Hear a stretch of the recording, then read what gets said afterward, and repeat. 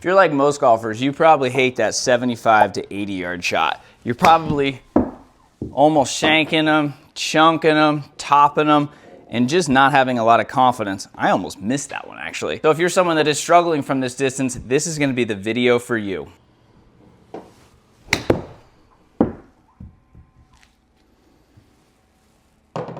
Did you know that the PGA Tour average from 50 to 75 yards last season was only 16 feet 6 inches?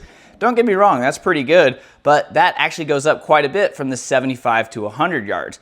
The truth is they don't throw everything inside 10 feet like you might see on TV. However, this 75 to 80 yard shot really plagues a lot of amateur golfers. And so today I want to simplify this shot so you can hit more greens in regulation, hopefully hit it closer and increase your birdie percentages from this range. The shot's not as hard as you think when you make these 5 corrections. The problem is that a lot of us don't set up properly, we don't have the right mindset, and we don't have the right equipment for the shot at times. So today, again, 5 easy tips, apply them to your game and watch your scores drop. I think the first tip that we really have to do for this 75 to 80 yard shot is trust your gut. As Greg Norman said, my own general rule is to go with your first impression. Whether that was the long club or the short, your instinct is usually your best friend. So a lot of people say, you know, take a gap wedge or a sand wedge and really swing smooth. That can work for some type of players, but I think sometimes that can also lead to here, and then we're like, oh my God, we have so much club, and then we just decelerate. And while we'll talk more about how bad decelerating is here in just a second, for me, I like to play this shot with a lob wedge. So my lob wedge, full lob wedge is about 90, 95 if I really want it. I don't try to hit a lot of hard wedges, but that's kind of my go-to. So 75 to 80 yards is pretty nice because it's just a smooth little 3/4. I try and think about getting my hand basically to my shoulder. So it's not a ton of club, it's just a little 3/4 swing. So I think club selection is one of the most important things before we get going. You gotta take the right club so that way when you're standing over this thing, you're like, okay, this is the one, I got confidence. Oh, go. Smidge high on the face. Good miss though. So once you have the right club though, the second thing we gotta do is we gotta get our setup right. So a lot of people, and myself included, have made a big mistake a lot of times of playing it too far off your front foot. So when we play it too far up, it's really easy to then hit up on the golf ball, hit a lot of thin shots that sail over the green. And one of the things I would just recommend is getting it more in the center. I did a great podcast interview with Charlie Belgian. He's won on the PGA Tour, has a super inspiring story, and he does a lot of playing lessons with amateurs. So I asked him, what is the biggest mistake you see with most golfers in their wedges? And he said ball position. Here's what he said. A couple things. Great question. I don't ever hit more than a 9-iron on the range, because if I can't hit my 9-iron and my wedges solid, what the heck makes me think I'm going to hit my 7-iron or my driver solid? But if I've got a tournament coming up, or even if I've got an hour to kill in the afternoon, I might go down to the range and I'm going to hit 10 balls from 90, 10 from 100, and I'm going to go in 10-yard increments up to 150 yards. And not only is that going to really teach you how far you hit it, but it's also going to groove a beautiful tempo, because you're not trying to crush the wedges. But for me, I would say for the majority of the amateurs that I see, they're like, man, I blade my wedges, I hit my wedges fat. Sometimes they go this far. And then I look at their ball position and it's positioned where a driver is. I make the same golf swing on every single wedge. The only thing I do to hit it higher or hit it lower is move the ball position in my stance. And I would say that I do not hit a wedge that is not at least in between the middle of my stance and the back of my stance. If you're playing a wedge in the middle of your stance, in my opinion, you are ready or hoping to get lucky. To be honest, I would say that 90% of my wedges are almost played off of I'm a right-hander, almost played off of my right big toe, because then I know I'm going to get the same contact. I'm going to get the same trajectory every single time. I don't really have the ball so far forward that I'm already going to start coming up and may blade one, or I kind of decel and chunk it. The ball's in the back where it's coming down. I'm going to hit that. And I don't I don't think I've ever swung full at a wedge because I'm not trying to hit it high and far. I'm trying to hit a lower, more piercing, controlled ball flight where when it hits the green, I know how it's going to react. And the best part about having it way farther back in your stance is, yes, it would be awkward at first for somebody to move it from the front to the back, but I watch it daily and I do it daily with people and they show me to 70 yards, they fat, thin. And then I move it back and they're like, well, I can't do this. And then it comes out of the middle of the face and they look at me like, what just happened? So one of the first things we got to do, like he said, is get that ball position. So let's get it middle back a little bit. So that way we're making ball first contact.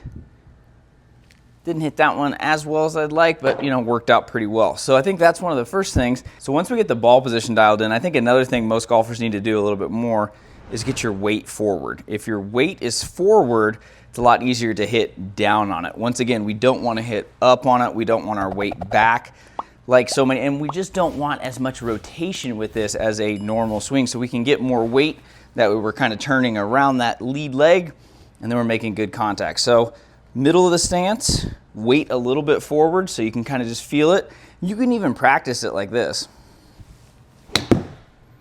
Feeling what that feels like. So if you're ever hitting a lot of thin shots with wedges or irons, which I have way too many times, I will just practice doing this and just kind of kick that foot up just so I'm helping keep my weight forward. So like I talk about in my book, weight forward with wedges. Whether you're chipping, putting, pretty much any type of shot you want our weight forward. So those are the two big setup things. Get our ball position dialed and get our weight a little bit forward. When you're in a good setup position, you are setting yourself up for success. Before getting into that next tip, if you want to download my free Wedge Wizard guide, it's going to give you some of the best chapters from my book, Wicked Smart Golf, and I know it's going to help your short game. You're going to go to the URL now, and it'll have a huge impact on your game.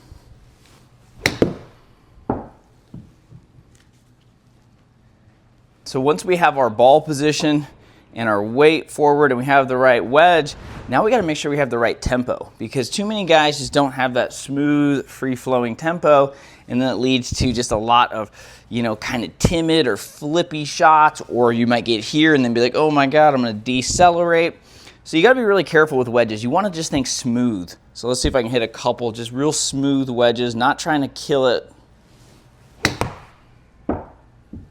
Like that was pretty good. So again, we just want to be thinking smooth. We do not want to take it back too fast, but we also want to take it too slow, because then you might rush that downswing. So again, smooth. 2 in a row. Oh my God, go in the hole. Now the easiest way to track your tempo and figure out if your timing is correct is the Tour Tempo app. It is arguably the best $25 that you can spend in your golf game, and it will help you just have that super smooth tempo that you need. Not to mention that app works for your long game, it works for your short game, works for bunkers, works for putting. It's the best 25 bucks. I've had the creator on the show several times, and I couldn't recommend it enough. So again, we just want to think smooth tempo. Here, we don't want to do this, because then we're just going to go super bad transition.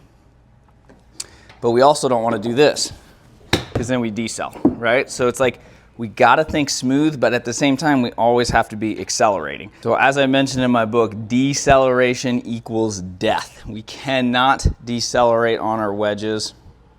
Smooth. So really the last tip is to make sure you have a good, consistent pre-shot routine. I talk about that a lot on the channel for your full swing, for your short game, for your putting. It really is the key to playing wicked smart golf, because it's going to help your mind get super clear about what you're trying to achieve.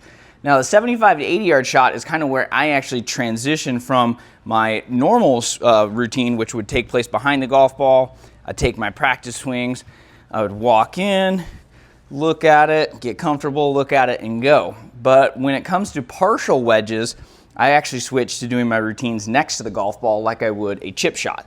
So for me, again, I'm trying to just get my hand to my shoulder. That way I'm accelerating and I'm not making a full swing.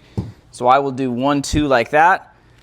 I'll confirm at the target and be like, take a little breath, move up a little bit, looking at the target, making sure my weight's forward, making sure the ball's there. Little waggle, one last look, go. So if you don't have a good routine, good luck playing consistent golf. So again, full swing, do your routine back here. But inside, once you hit partial wedges, now this is going to be kind of player dependent. A lot of people, 75 yards might be a full wedge, so you might be wanting to do it back there. But say this was a 50-yard shot, I want to do my practice swings right here, because again, I'm trying to feel that. I'm trying to really get close like I would with a chip shot. I'll move up a little closer. 1, 2 looks, go. Going. Going. Final tip, though, is to make sure that you're actually practicing this stuff. A lot of people say, I'm really not good at 50 to 75-yard shots, and that might be the case, but hopefully we got some of the big things fixed right now, like our setup, our tempo, but at the end of the day, you still got to practice them. If you never practice these shots, because they are definitely feely, kind of touch shots, they're very delicate compared to hitting a full 7-iron, you got to practice them. So that's why you want to spend time at a simulator, using a launch monitor on the driving range, dialing in your wedge matrix. So as you can see on the screen here, I have spent a lot of time getting my wedge matrix dialed, so that way I know multiple distances with each wedge. Be the one. Be the one. Oh, go!